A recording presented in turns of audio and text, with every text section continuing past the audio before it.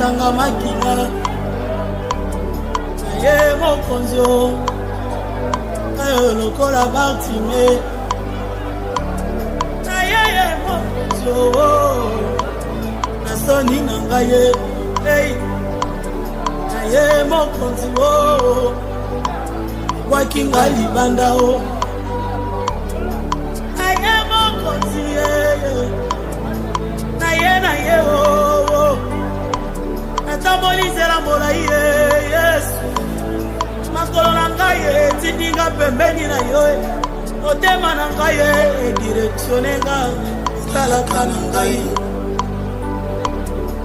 mabazo na ngai imposenga otalaka na ngai nyonso nazosala ezosinga te nzela nazoleka molili na molili nazotambola Yesu